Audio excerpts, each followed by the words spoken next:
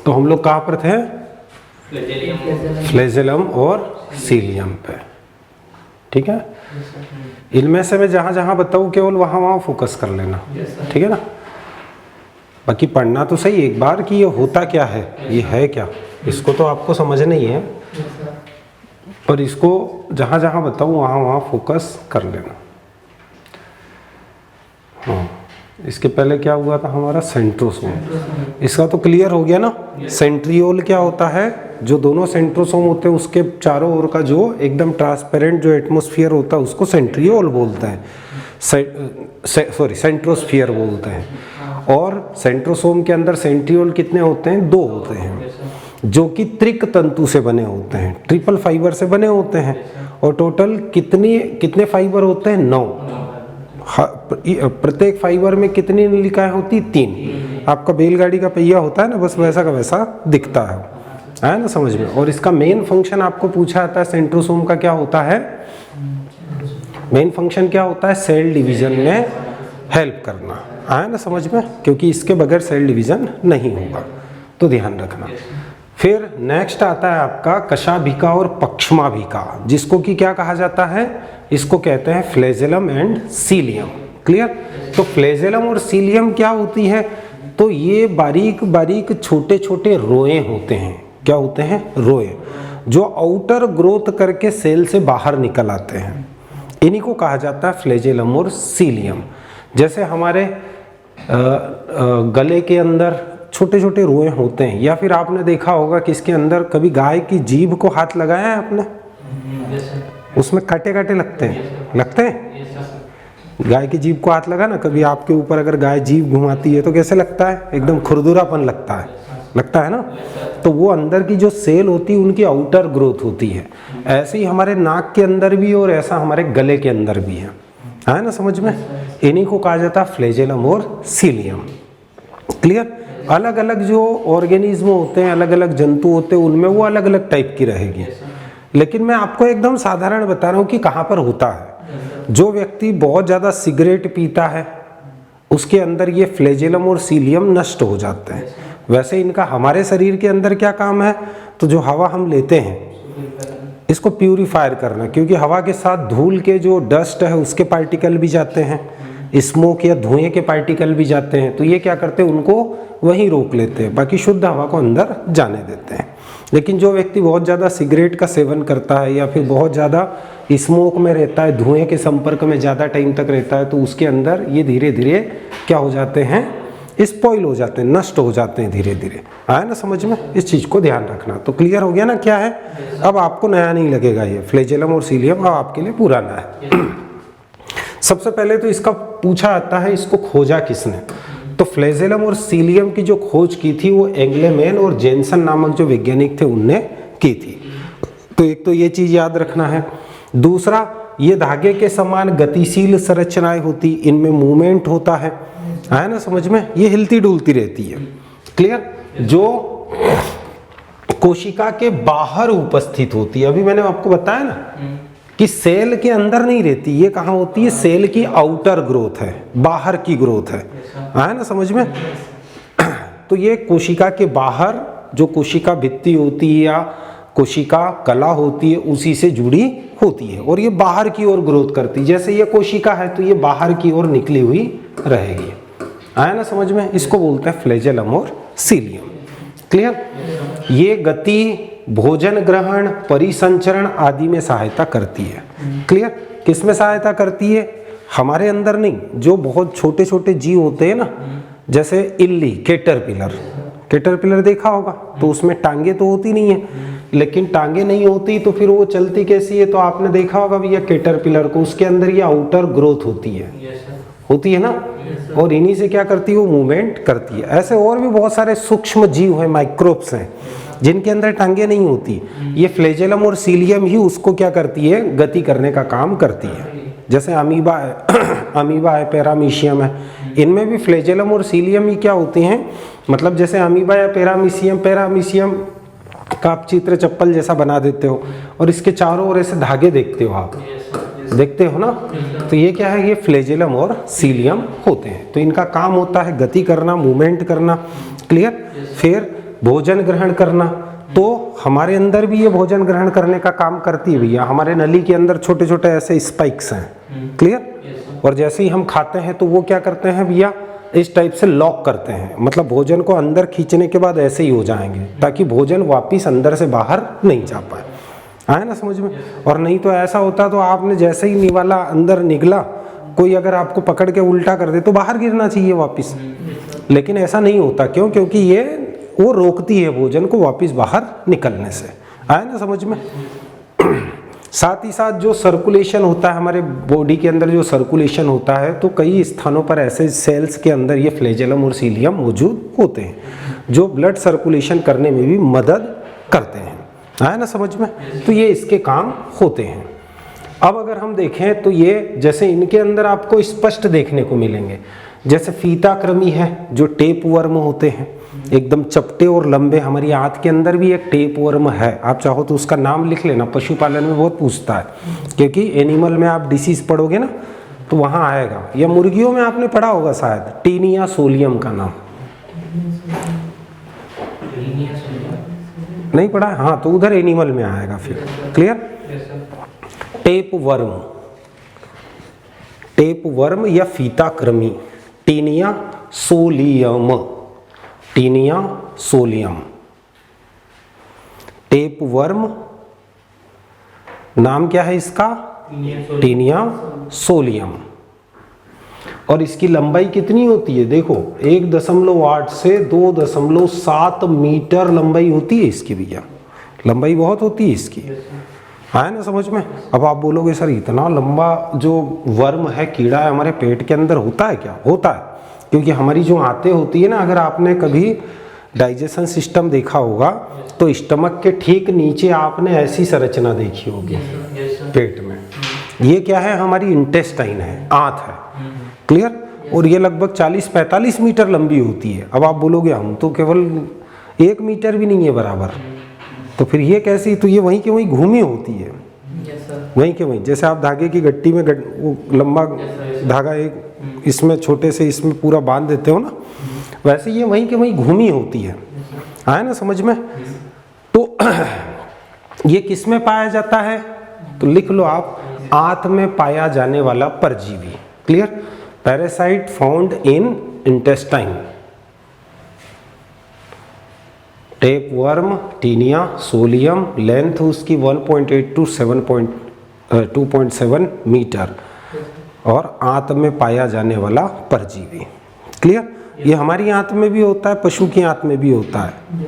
आप बोलोगे सर है क्या अभी हमारी आंत में? अभी नहीं है, नहीं तो अभी आप घर जाके वो बढ़िया सर्फ वर्फ घोल के पी जाओ। अभी नहीं है। वो कोई व्यक्ति ऐसा जो बहुत उटपटांग चीज़ें खाता है। क्लियर। कई लाखों में एक आध व्यक्ति के अंदर ऐसा होता है कि उटपटांग चीज़ें खाता है, बहुत ज़्यादा जंक फूड खाता है, समोसा, फिर आपका जो टोस्ट, बिस्किट, दुनिया भर के आइटम सटम खाता है, खाना नहीं खाता टाइम से। तो उसके अंदर धीरे धीरे, या फिर अगर मान लो कोई जैसे पानी में अगर है और वो पानी आपने पी लिया तो वो आंत में चले जाएगा। आंत में जाके ये आंत का ही परजीवी है, और आंत में जाके आंत की जो दीवार है ना उससे चिपक जाएगा और कंटिन्यूअस वहाँ से आपके ब्लड को पीता रहेगा। क्लियर। तो आप कितना भी खाओगे, आपने जैसे 5-6 रोटी खा ली, फिर भी 1 घंटे 1.5 घंटे बाद आपको बहुत तेज भूख वापस लगेगी।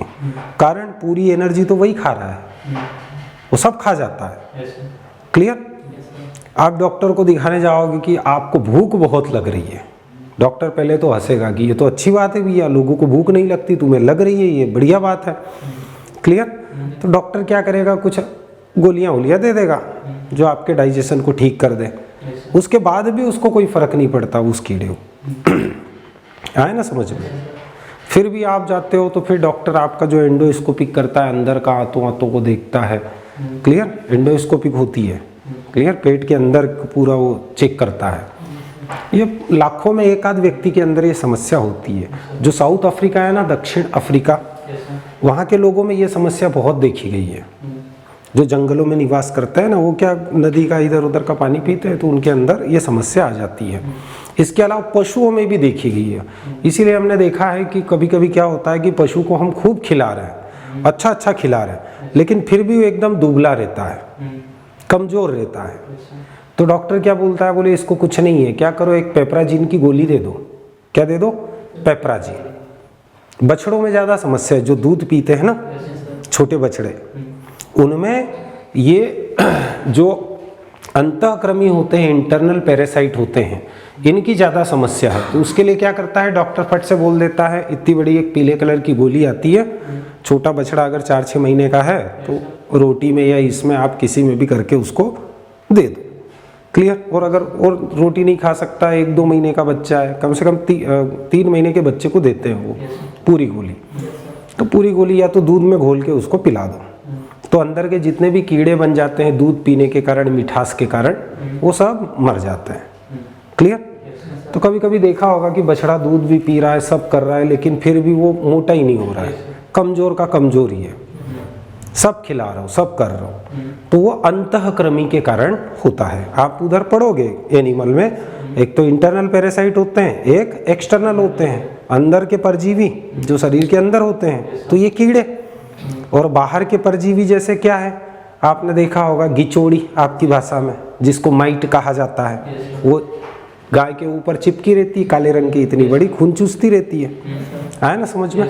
तो इस चीज़ को ध्यान रखना। ये पेपराजीन मैंने गोली का नाम जो बताया ना, ये आपको कई बार पीएटी में पूछा है कि अंतःक्रमी को मारने के लिए पशुओं को कौन सी दवाई या गोली देते हैं, तो पेपराजीन, है ना समझ में, ध्यान रखना, आपके भी काम में आएगा। घर पे अगर बछड़ा हो और ऐसी दिक्कत आए तो आप भी खिला सकते हो, ठीक है ना। अब यहाँ पर हम देखते हैं कि ये जो फीताक्रमी है, लार्वा, अभी मैंने बताया कैटरपिलर, लार्वा कैटरपिलर ही है, इल्ली, है ना समझ में। फिर तारामीन, ये भी एक प्रकार का जंतु होता है, आदि में पाए जाते हैं, जनरली जिनमें आपको पैर अलग से नहीं मिलते। ऐसे जंतुओं के अंदर कोशिका का, सेल का जो आउटर ग्रोथ होता है, क्लियर, वही क्या कहलाता है, फ्लैजेलम और सीलियम। जिनके अंदर पैर है, जैसे हमारे अंदर है, तो हमारे अंदर थोड़ी है, हमारे अंदर कहाँ पर मिलेगा, जहाँ भोजन को चलना है, भोजन को चलना इधर है, तो हमारे गले में मिल जाएंगे, है ना समझ में। इस चीज़ को ध्यान रखना। फिर नीली हरी शैवाल, लाल शैवाल और निमेटोड्स में अनुपस्थित होते हैं, क्लियर, इनमें आपको नहीं मिलेंगे। क्यों? क्योंकि इनमें मूवमेंट ही नहीं होता है, ये तो पानी के ऊपर डिपेंड, एक जगह पानी पर पड़ी रहती है शैवाल, इसको एक जगह से दूसरी जगह जाना थोड़ी रहता है ना समझ में। ये अपनी ग्रोथ, खुद की ग्रोथ करती है, इसको फ्लैजेलम सीलियम से कोई लेना देना है, खुद ही बढ़ती जाती है। जैसे पौधा फैलता है ना, बरगद जैसे फैलता है उसी टाइप से ये खुद ही फैलते जाते हैं, है ना समझ में। तो ध्यान रखना, इनमें आपको ये नहीं मिलेंगे। निमेटोड, निमेटोड का ध्यान रखना भैया, है ना समझ में। टमाटर, बैगन, इनमें निमेटोड की बहुत समस्या होती है। निमेटोड क्या होता है, निमेटोड एक प्रकार का कृमि है, कीड़ा है, और ये क्या करता है, जो जड़ होती है ना पौधे की, ये जमीन में पड़ा रहता है निमेटोड, सूत्रकृमि, धागे नुमा कीड़े लंबे, क्लियर। आपको ऐसा लगेगा जैसे बिल्कुल धागा हो, इस टाइप से। और ये क्या करेंगे, जड़ के अंदर, आप सभी को पता है भैया, जाइलम और फ्लोएम होता है ना, तो ये फ्लोएम में जाकर अंदर घुस जाएंगे जड़ में, और फ्लोएम सेल्स के अंदर बैठ जाएंगे। हम पढ़ते हैं ना बार बार, फ्लोएम की सीब ट्यूब, चालनी ने लिखा, उसमें अंदर घुस जाएंगे, सब घुस जाएंगे, और बिल्कुल उसको चौक कर देंगे, है ना समझो, बंद कर देंगे उसको, बिल्कुल पैक कर देंगे। तो फिर नीचे ऊपर जो भोजन बन रहा है फ्लोएम, वो बीच में रुक गया उसका रास्ता, तो फूड मटेरियल नीचे रूट में नहीं पहुंच पाएगा, जिससे कि क्या होगा, जड़ें धीरे धीरे मर जाएगी। इसको बोलते हैं नेमेटोड्स, है ना समझ में, ध्यान रखना। और इसका कंट्रोल अगर करना है तो आप कुछ नहीं, 1-8 साल क्या कर दो, कोई सी भी फसल लगाओ, लेकिन कुछ समय के लिए गेंदा लगा दो, मैरीगोल्ड अगर लगा दोगे, फिर अगले साल उसमें निमेटोड नहीं लगेगा। आगे जो भी फसल लगाओगे, जैसे टमाटर लगा रहे हो, आपको लग रहा है कि भैया इसमें निमेटोड लगता है इस खेत में, क्लियर, तो आप क्या करो, या तो टमाटर के साथ में गेंदा भी लगा दो, जैसे 2 लाइन टमाटर की लगाई, फिर 1 लाइन गेंदा लगा दो। तो गेंदा की या मैरीगोल्ड के अंदर या हजारा के अंदर जड़ के अंदर ऐसा एक टॉक्सिक निकलता है जो आसपास की जमीन के अंदर के निमेटोड को मार देता है। तो कई बार ये क्वेश्चन आपको क्रॉप में पूछा है कि अगर हमको गेंदा के अंदर या आपको टमाटर, बैगन, मिर्च, इनमें अगर निमेटोड को कंट्रोल करना है तो हम इसका बायोलॉजिकल कंट्रोल कैसे कर सकते हैं? कुछ नहीं, उसके साथ गेंदा भी लगा दो इंटरक्रॉप में, है ना समझ में। इसलिए देखा होगा कई जगह जहाँ पर टमाटर लगाते हैं, बैगन लगाते हैं, तो बीच बीच में गेंदा भी लगा देते हैं, उसका यही कारण है ना समझ में, ध्यान रखना। फिर नेक्स्ट अगर हम देखें तो अब ये फ्लैजेलम और सीलियम में एक थोड़ा सा डिफरेंस होता है, थोड़ा सा अंतर होता है। वो अंतर क्या होता है? कोशिका के एक सिरे पर पाए जाते हैं फ्लैजेलम, क्लियर। ये पूरी कोशिका पर नहीं मिलेंगे, किसी एक साइड मिलेंगे। जैसे ये सेल है तो सेल के या तो ऊपर मिलेंगे या नीचे मिलेंगे, है ना समझ में। जबकि कोशिका के सभी ओर पाए जाते हैं कौन? सीलियम। ये पूरी कोशिका पर आपको मिलेंगे। क्लियर हुआ? ये अंतर है बेसिक। वैसे दोनों को बोला एक ही जाता है, बस थोड़ा सा अंतर है ना समझ में, है दोनों एक ही चीज। फिर लंबाई का अंतर होता है इनके बीच में। जो फ्लैजेलम होता है उसकी लंबाई 150 माइक्रोन तक होती है, जबकि जो सीलियम होता है इसकी लंबाई केवल 5 से 10 माइक्रोन तक होती है। ये छोटे होते हैं और वो बड़े होते हैं, क्लियर। फिर एक कोशिका में केवल 1 से 4 तक हो सकते हैं, क्लियर।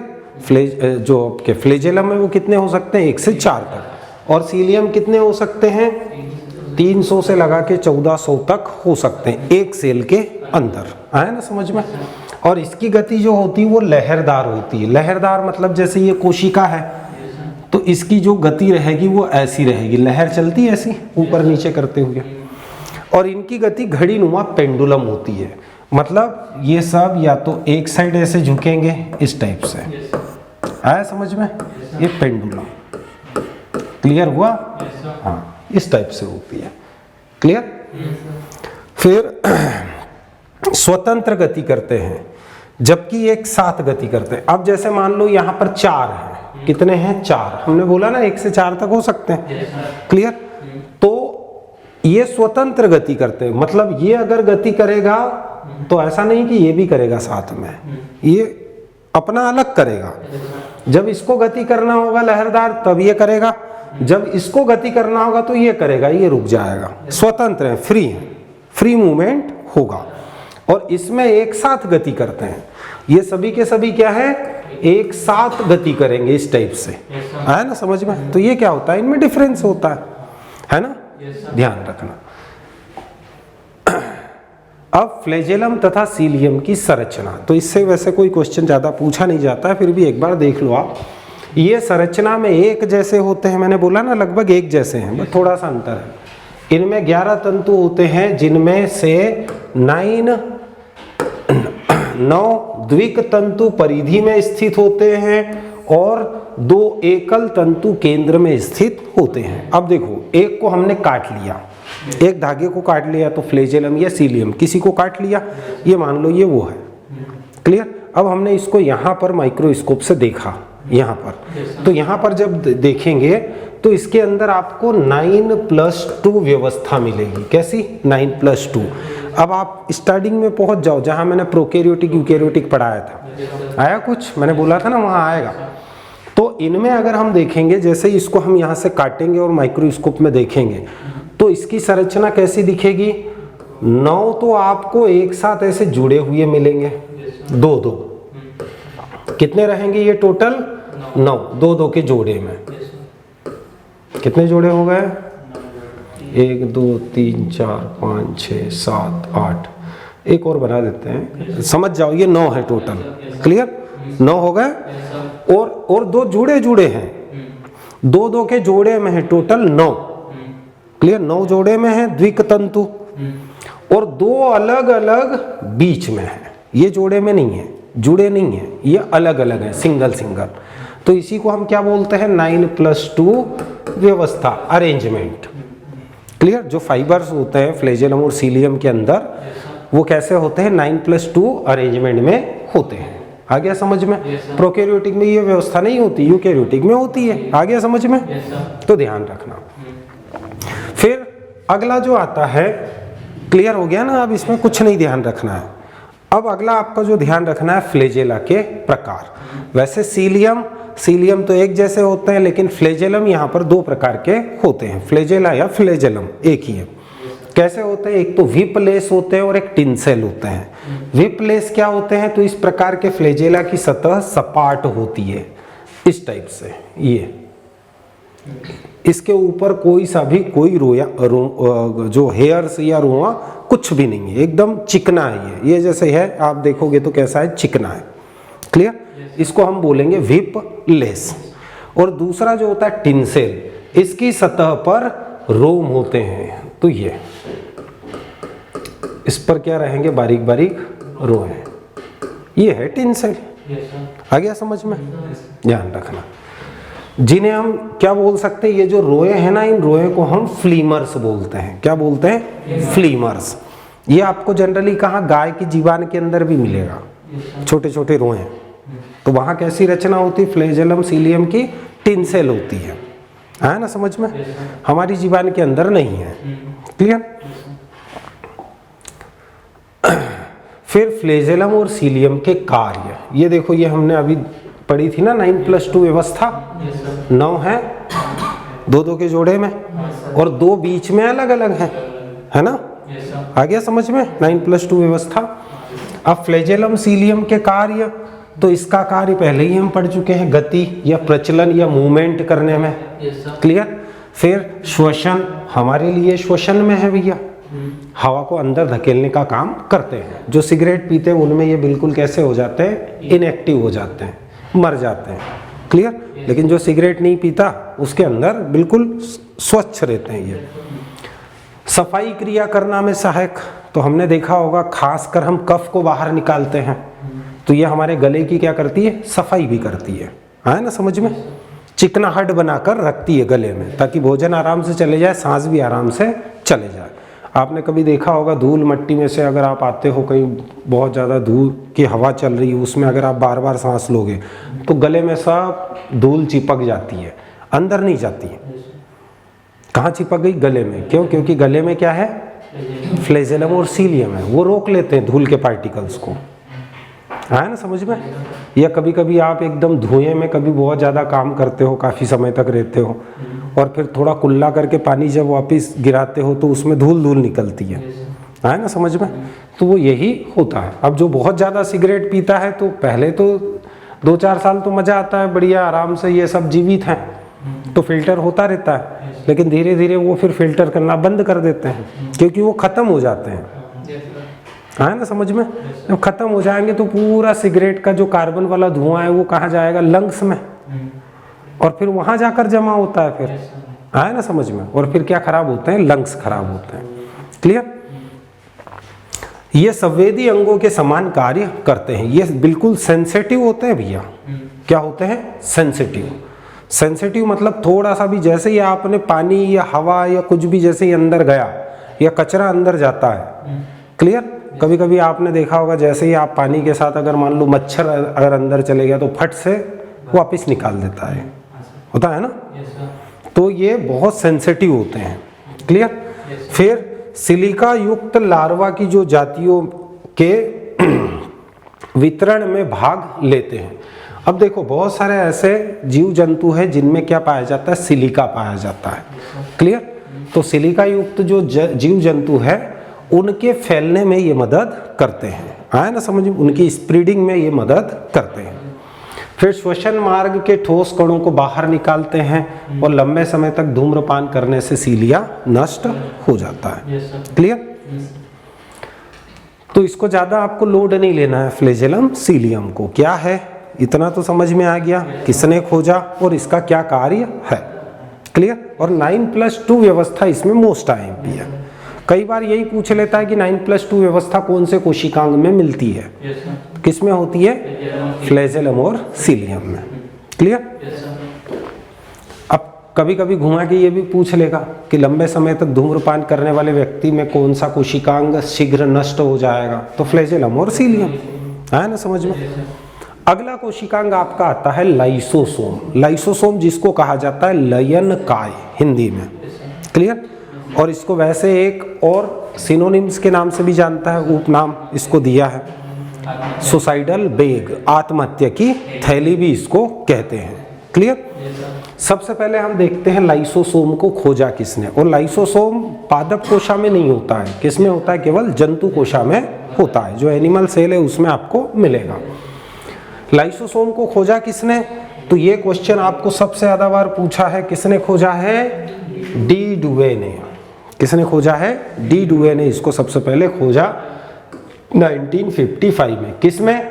जो लीवर सेल्स है, मतलब यकृत की जो कोशिकाएं होती है, हमारी लीवर की जो कोशिकाएं होती है, उनमें ये सबसे पहले डी डुवे ने इसको खोजा।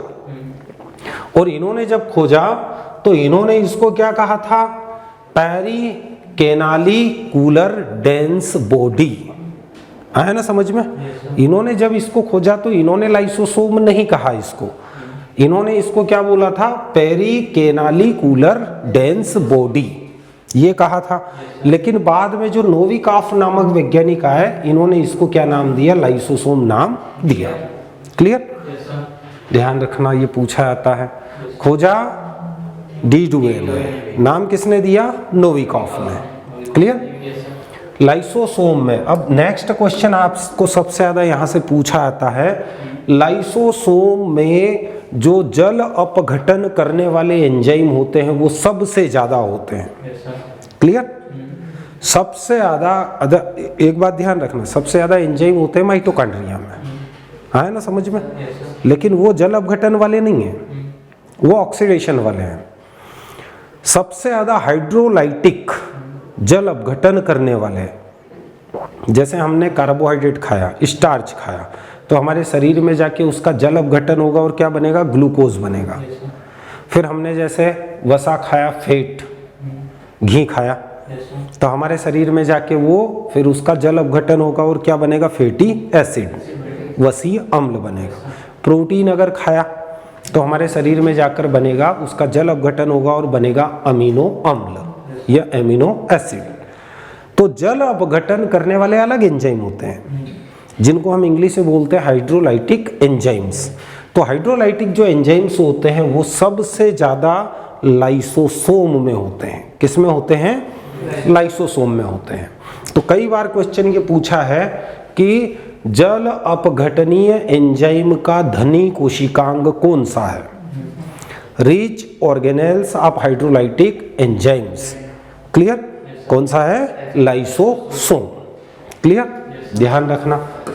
तो लाइसोसोम में जल अपघटनीय एंजाइम या हाइड्रोलाइटिक एंजाइम सबसे अधिक पाए जाते हैं, जो पाचन क्रिया में सहायक होते हैं। किसमें सहायक है ये हम जो भोजन खा रहे हैं ना, इसको पचाने में सहायता करते हैं, है ना समझ में?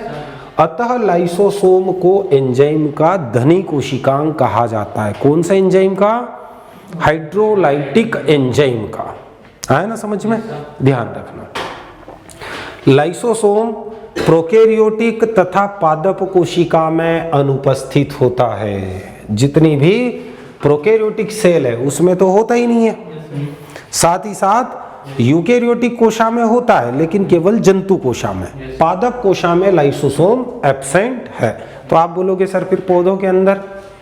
तो पौधों के अंदर स्फेरोसोम होता है, उसी को हम प्लांट लाइसोसोम कहते हैं, वो आगे हम पढ़ेंगे। क्लियर? ध्यान रखना। लाइसोसोम जंतु कोशिका में पाए जाते हैं, लेकिन जंतु कोशिका में भी जो आरबीसी है, इसमें तो हम शुरू से पढ़ रहे हैं भैया, कुछ भी नहीं होता, है ना समझ में?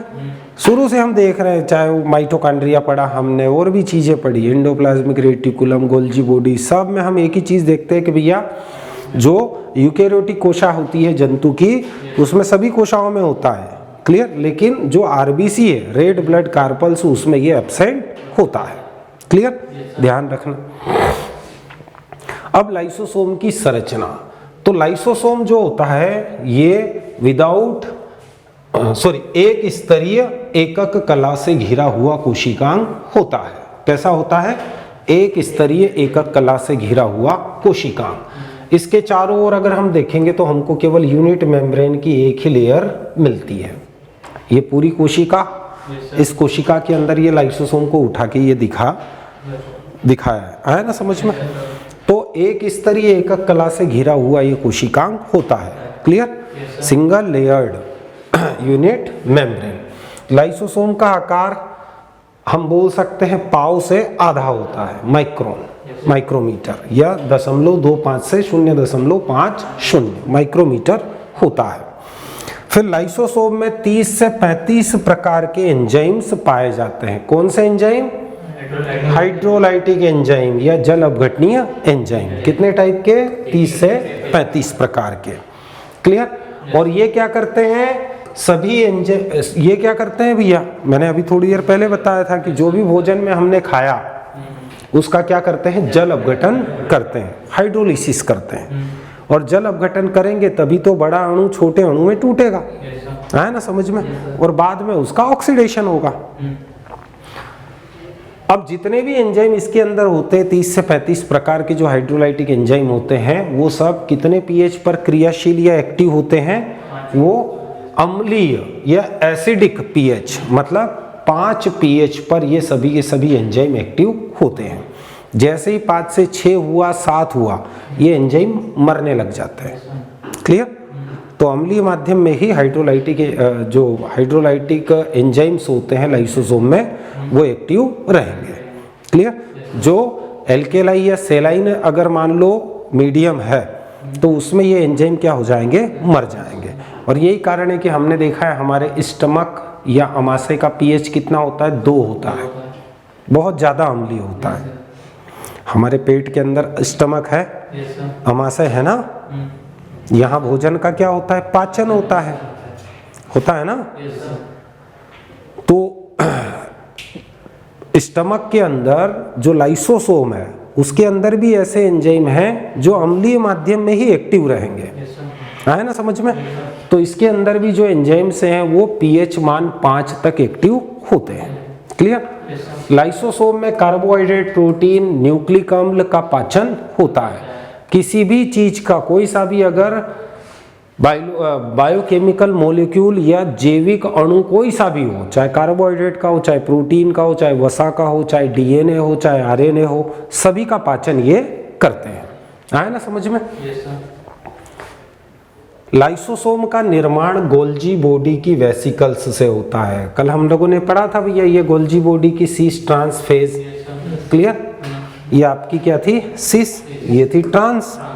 तो ये इसके किनारे मैंने आपको बोला था भैया ये तो मैच्योर्ड फेस है और ये फार्मिंग फेस है। तो ये मैच्योर्ड होने के बाद इसके किनारे जो टूटते हैं इसी से क्या बनता है? लाइसोसोम बनता है। अब गोल्जी बॉडी भी हमने पढ़ा है कि एक स्तरीय एकक कला से बना है, तो उससे बनने वाला जो लाइसोसोम है ये भी एक स्तरीय एकक कला से ही बना होगा, सीधी सी बात है। क्लियर? अब आता है लाइसोसोम के प्रकार। लाइसोसोम कितने प्रकार का होता है? 4 प्रकार का होता है। क्लियर? कुछ नहीं करना, बहुत आराम से समझ में आएगा। है लाइसोसोम वही, लेकिन वो अपना रूप बदलता जाता है, इसीलिए हम इसको 4 प्रकार का बोलते हैं। क्लियर? सबसे पहला है प्राइमरी लाइसोसोम या प्राथमिक लाइसोसोम। जो प्राइमरी या प्राथमिक लाइसोसोम होता है ये क्या होता है? जैसे ही गोल्जी बॉडी के किनारे टूटे तो सबसे पहले ये जैसे गोल्जी बॉडी है, इसका ये किनारा टूटा तो ये लाइसोसोम बना ना। तो जैसे ही गोल्जी बॉडी से टूटकर नए लाइसोसोम का निर्माण होता है, क्लियर, उसी को कहा जाता है प्राइमरी लाइसोसोम। लेकिन इस प्राइमरी लाइसोसोम के अंदर जितने भी एंजाइम है सब इनएक्टिव हैं, अभी निष्क्रिय हैं, आया ना समझ में। ये किसी भी फूड मटेरियल या किसी भी बायोलॉजिकल मॉलिक्यूल का हाइड्रोलिसिस नहीं करेंगे, उसका जल अपघटन नहीं करेंगे। क्यों? क्योंकि जो नया बना है इसके अंदर अभी सब क्या है? चुपचाप बैठे हैं, इनएक्टिव हैं। इनके पास अगर प्रोटीन आ भी जाएगा तो भी उसका पाचन नहीं करेंगे। ये नए हैं, अभी विकसित होंगे। जैसे हम भी पैदा हुए धीरे धीरे फिर काम करना शुरू किए, ऐसे ही अभी ये पैदा हुआ है तो इसके अंदर जो एंजाइम है वो कैसे हैं? निष्क्रिय हैं, इनएक्टिव हैं। क्लियर?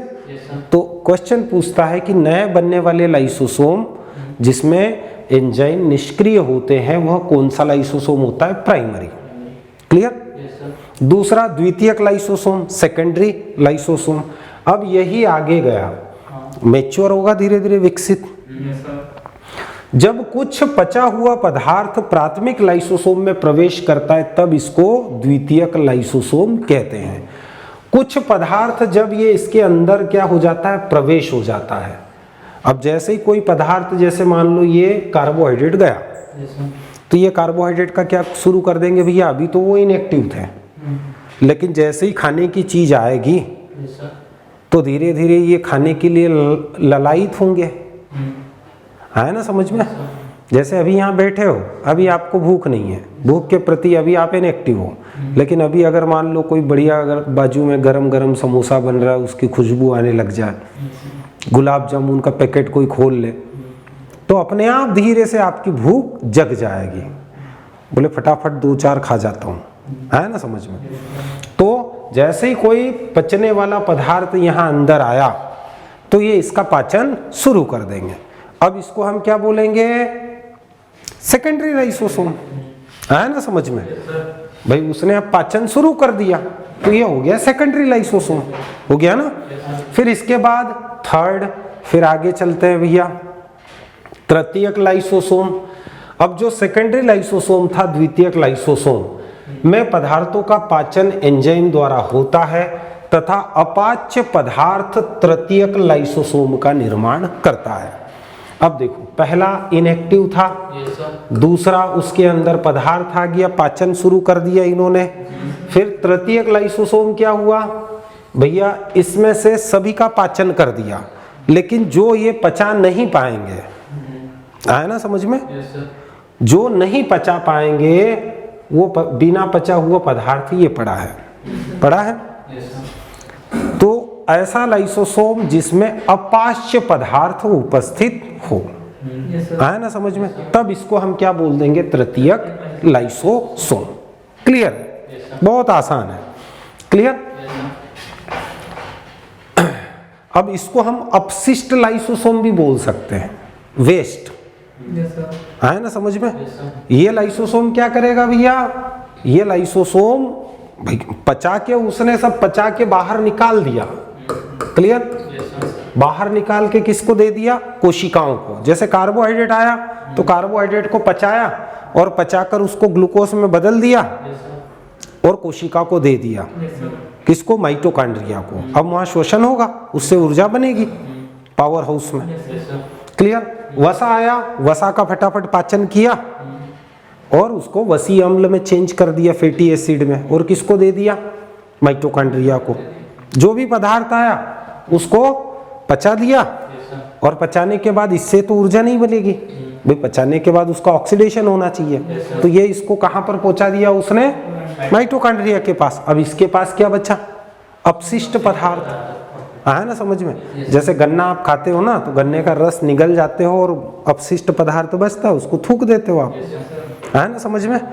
तो अब इसके पास अपशिष्ट पदार्थ बचा, अब इसको हम क्या कहेंगे, तृतीयक लाइसोसोम कहेंगे, है ना समझ में। और इसको हम वेस्ट लाइसोसोम भी कहते हैं, क्लियर। ये धीरे धीरे हमारे पसीने से या किसी दूसरे अंग से हमारे शरीर से बाहर निकलता जाता है, क्लियर हुआ, ध्यान रखना। फिर नेक्स्ट आता है, अब चतुर्थक मत बोल देना, अब आता है ऑटोफेगोसोम, क्लियर। इसी को बोलते हैं हम आत्महत्या की थैली। अभी हमने जो पढ़े ना, प्राथमिक भी आत्महत्या की थैली नहीं है, द्वितीयक भी नहीं है, तृतीयक भी नहीं है। चौथा इसका जो प्रकार होता है, इसको कहा जाता है सुसाइडल बेग। अब कभी कभी क्या होता है कि ये अपाच्य पदार्थ पड़ा हुआ है इसका, क्लियर। अब अपाच्य पदार्थ को ये क्या करता है, अपने पास पटक के रखता है, वो शरीर से बाहर नहीं निकल पा रहा है, तो फिर क्या करेगा, ये गुस्से में आ जाएगा, और गुस्से में आके जिस सेल के अंदर ये पड़ा है उस सेल को धीरे धीरे क्या करने लग जाएगा, खराब करने लग जाएगा, खाने लग जाएगा, क्लियर। क्या करेगा, खराब करेगा। अगर भैया जैसे मान लो, अगर कोई सी भी चीज, वेस्ट चीज अगर बाहर नहीं निकलेगी तो अंदर ही वो क्या होगी, सड़ेगी, और अंदर ही सड़ेगी तो अंदर के अंदर बीमारी पैदा करेगी। आया ना समझ में? तो चौथे प्रकार का जो होता है जिसको हम ऑटोफेगोसोम बोलते हैं, ये कैसे होते हैं कि इनको गुस्सा आ जाता है और ये अपनी ही कोशिका को अब खाना शुरू कर देते हैं। क्लियर? अभी तक तो कोशिका को नहीं खा रहे थे, जो भोजन आ रहा था ना, कार्बोहाइड्रेट, प्रोटीन, वसा, उसको खा रहे थे।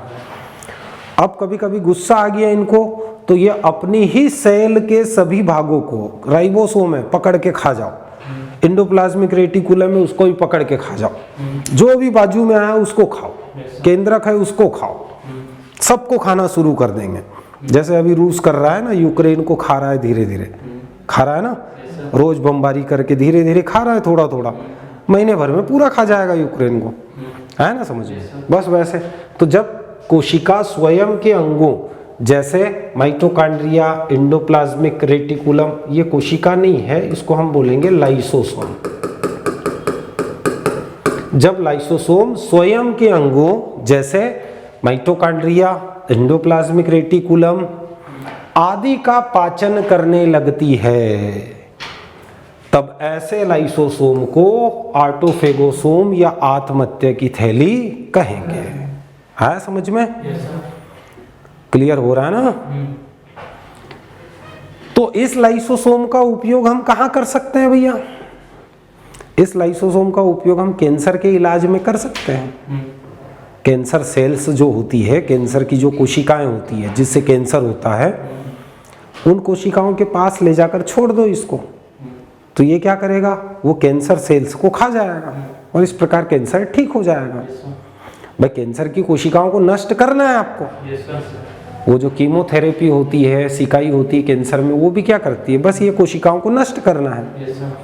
तो यहाँ पर भी हम इसका उपयोग, तो कभी कभी पूछता है कि कैंसर के इलाज में कौन से ऑर्गेनल का उपयोग कर सकते हैं हम। वैसे हमेशा सक्सेस नहीं होता है, क्योंकि हो सकता है आपने वहाँ कैंसर सेल के पास छोड़ा और ये भाई कैंसर सेल के आसपास दूसरी अच्छी कोशिकाएं भी तो है, तो ये कैंसर सेल को खा के या फिर उसको छोड़ देगा, टेस्ट में अच्छी नहीं लगेगी तो बाजू वाली को खाने लग जाएगा।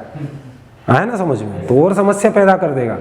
तो रिस्की काम है, लेकिन इसका उपयोग भविष्य में कर सकते हैं। कोई ऐसा निकलेगा टेक्नोलॉजी जब हम कर सकते हैं। क्लियर? लाइसोसोम का संबंध कैंसर रोग से है। क्लियर? ये ध्यान रखना। तो क्लियर हो गए चारों प्रकार के लाइसोसोम? बहुत आसान है। और ये जो चौथा प्रकार का है ना लाइसोसोम, ऑटोफेगोसोम, इसी को हम बोलते हैं आत्महत्या की थैली। क्लियर? Suicidal bag.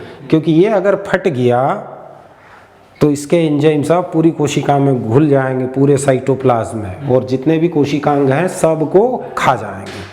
क्लियर? ध्यान रखना। अब लाइसोसोम में पाए जाने वाले कुछ एंजाइम्स के नाम याद रखना। क्लियर? तो जो प्रोटीन को पचाने वाले प्रोटीएज हैं, क्लियर, जैसे कैप्सेसिन, कैथेप्सिन, फिर कोलेजिनेज। कोलेजिन हमारी प्रोटीन है, ये त्वचा की, है ना समझ में। फिर न्यूक्लियस, जो न्यूक्लिक अम्ल का पाचन करते हैं। न्यूक्लिक अम्ल दो प्रकार के होते हैं, डीएनए और आरएनए। तो डीएनएज और आरएनएज, डीएनए पे काम करने वाला एंजाइम डीएनएज, और आरएनए पे, आरएनए का पाचन करने वाला आरएनएज, है ना समझ में। फिर फॉस्फेटेज, जो फॉस्फोरिक अम्ल का पाचन करेंगे, मतलब जो यूनिट मेम्ब्रेन होती है ना, वो किसकी बनी होती है? द्विस्तरीय फॉस्फोलिपिड प्रोटीन की बनी होती है, तो उसके अंदर फॉस्फेट है, तो ये वो यूनिट मेम्ब्रेन को खाने वाले हैं। ATPase, acid phosphatase. अब ये एसिड फॉस्फेटेज का को अंडरलाइन कर लेना, इसको मार्कर एंजाइम कहा जाता है। क्या बोलते हैं? Marker enzyme. इसका कभी कभी पूछ लेता है कि किस एंजाइम को मार्कर एंजाइम कहते हैं, तो किसको बोलते हैं? एसिड फॉस्फेटेज को। क्लियर? अब लाइसोसोम के कार्य देखते हैं भैया।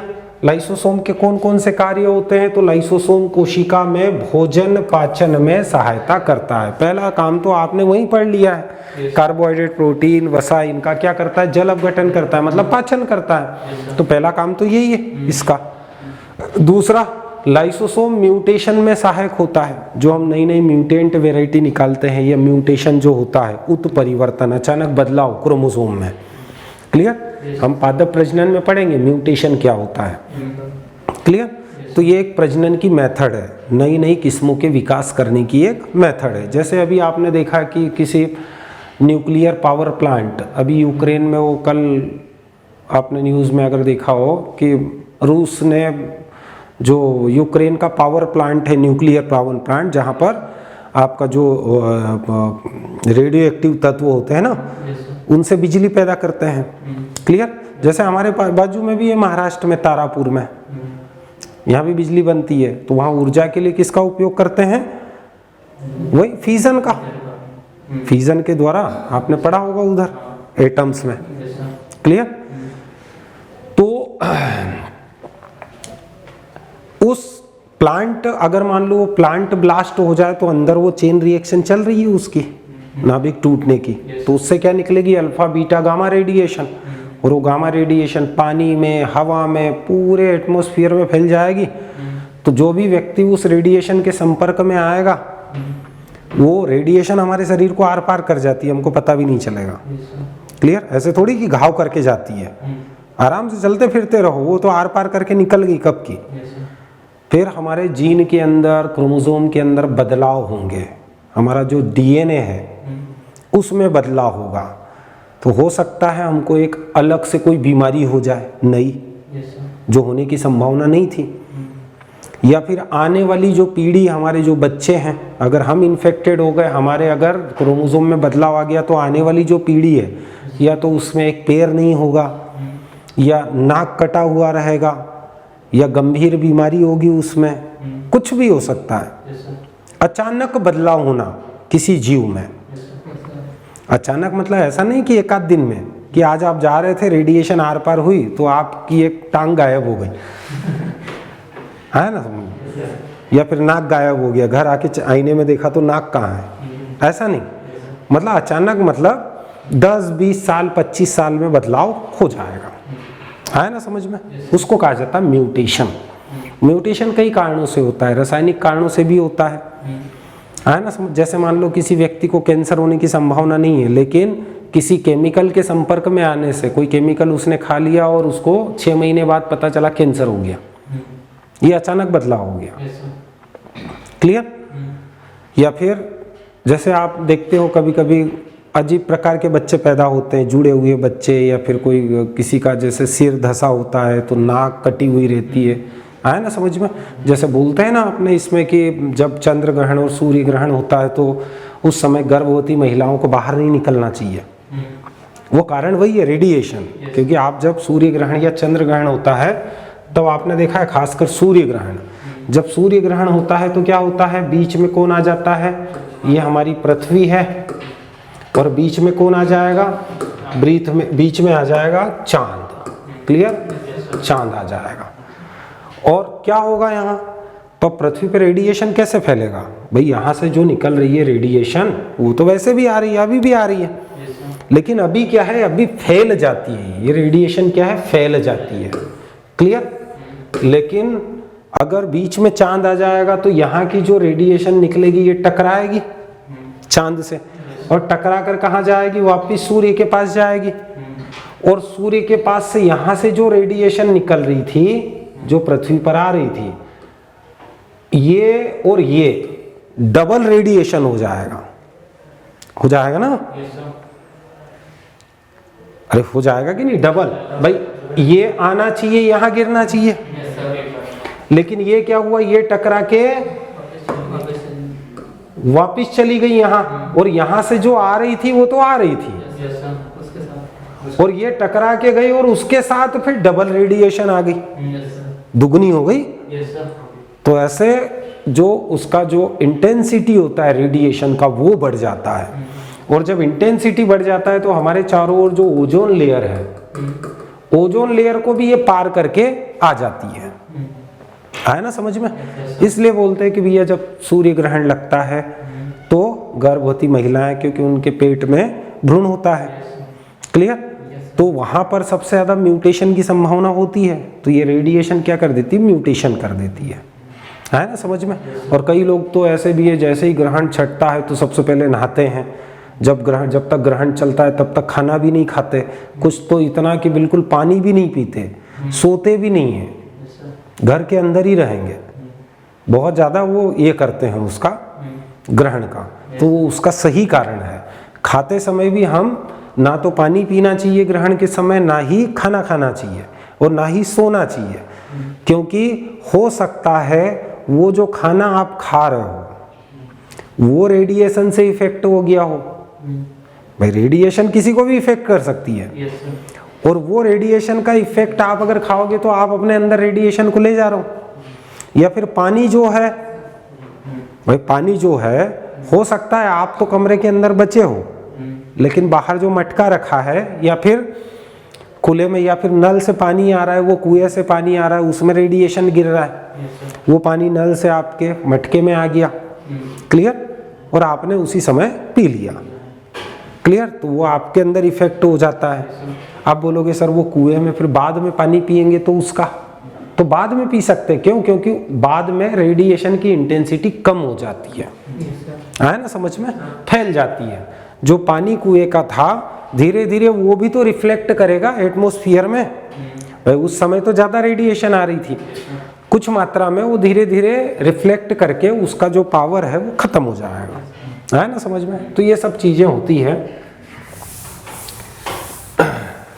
तो म्यूटेशन समझ में आया, लाइसोसोम म्यूटेशन में भी सहायक होता है, क्लियर। लाइसोसोम को कोशिका विभाजन का ट्रिगर कहा जाता है। जैसे बंदूक के लिए एक ट्रिगर होता है खटका, कि जैसे ही आप खटका दबाते हो गोली निकल जाती है, ऐसे ही सेल डिवीजन कब शुरू होता है? जब ये लाइसोसोम फटता है। आप बोलोगे सर लाइसोसोम फटेगा तो वो तो कोशिका को खा जाएगा, सब उसके अंदर के हाइड्रोलाइटिक एंजाइम इधर उधर घूमेंगे, लेकिन आत्महत्या की थैली को हमने चौथे लाइसोसोम को बोला है, ऊपर के 3 वाले लाइसोसोम थोड़ी।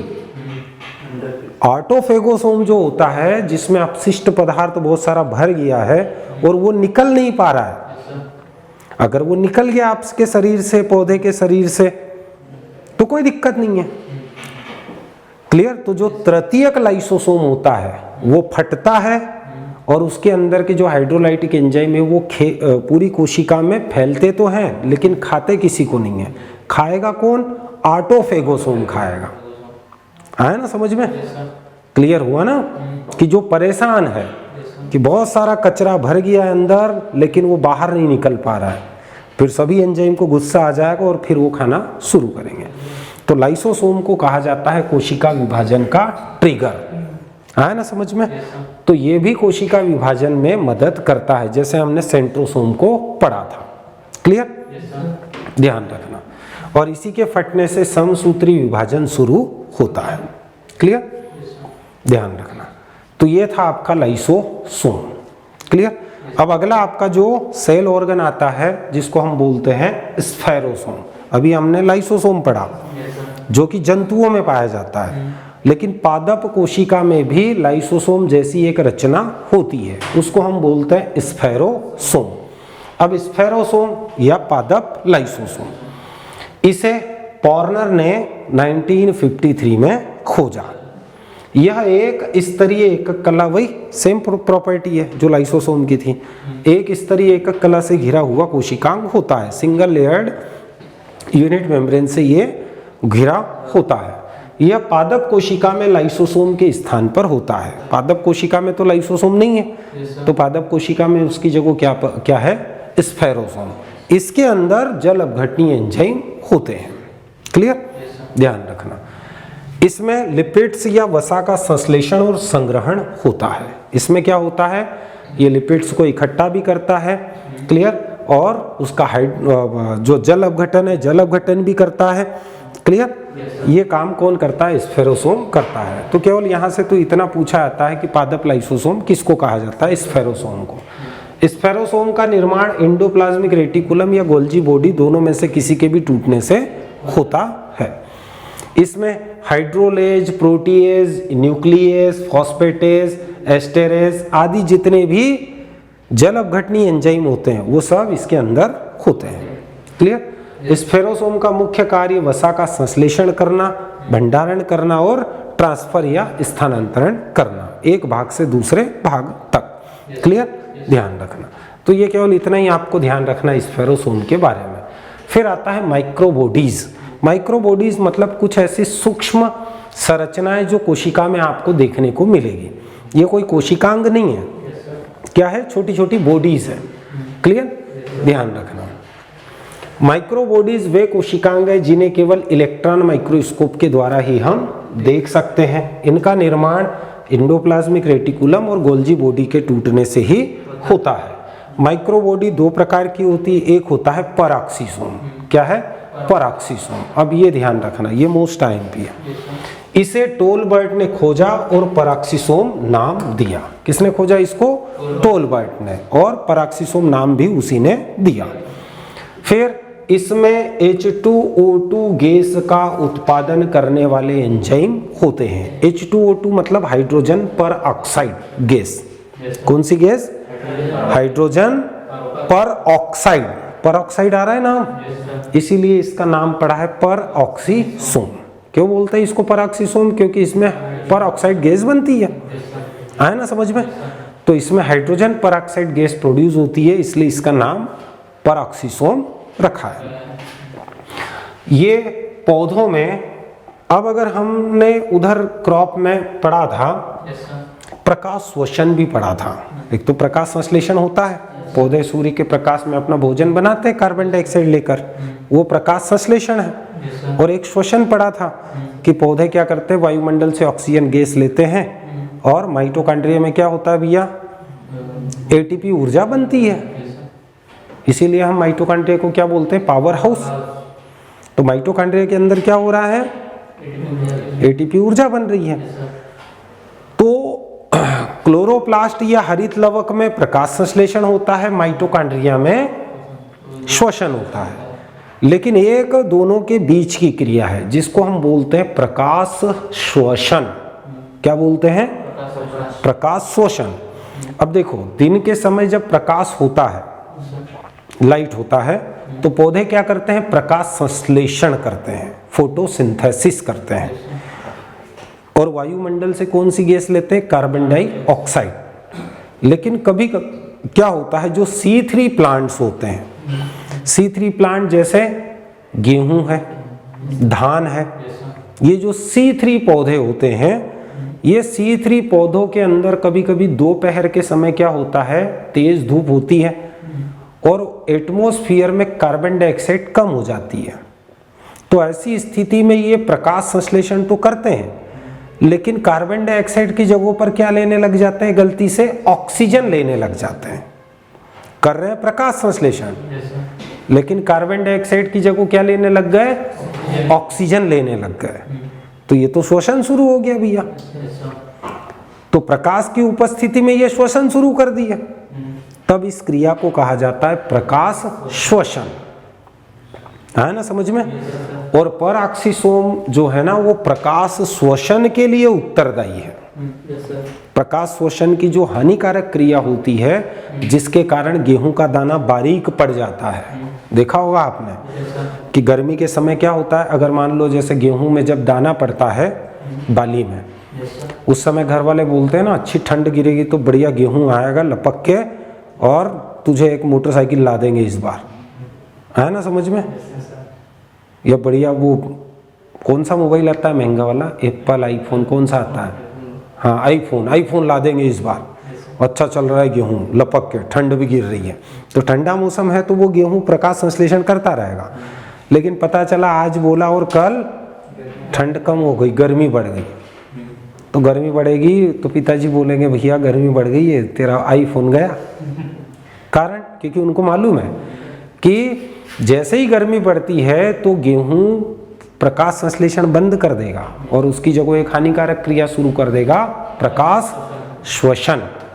और प्रकाश श्वसन में ऊर्जा की हानि होती है, नुकसान होता है। क्लियर? ऊर्जा ज्यादा बनेगी तो दाना बड़ा बनेगा। अब अगर ऊर्जा की हानि हो जाएगी तो दाना बारीक हो जाएगा। जैसे आपके ही शरीर में से अगर ऊर्जा निकाल दे तो आप भी बिल्कुल एकदम दुबले पतले हो जाओगे। है ना समझ में? मकोड़ी पहलवान। क्लियर? और ऊर्जा अच्छी लपक के मिलती रहे तो बिल्कुल सलमान खान बन जाओगे। है ना समझ में? तो वैसे ही है यहाँ पर। तो ये पौधे प्रकाश श्वसन, फोटो रेस्पिरेशन करने वाली कोशिकाओं में पाए जाते हैं। कौन से ऐसे पौधे हैं? C3 पौधे। C3 पौधों में प्रकाश शोषण होता है, जैसे गेहूं, जौ, जई, धान, इनमें आपको प्रकाश शोषण देखने को मिलता है। और इनके अंदर आपको परऑक्सीसोम भी मिलेगा सेल के अंदर। परऑक्सीसोम एक परतीय एकक कला से घिरा हुआ कोशिकांग होता है। कैसा होता है? यूनिट मेम्ब्रेन जो होती है उस सिंगल लेयर से सराउंडेड ये सेल ऑर्गेनल होता है। नए परऑक्सीसोम की उत्पत्ति पुराने परऑक्सीसोम से होती है। जो नया परऑक्सीसोम बनता है वो पुराना परऑक्सीसोम टूटने से ही नया परऑक्सीसोम बनेगा। क्लियर? ध्यान रखना। अब यहाँ पर ये परऑक्सीसोम क्लियर हो गया।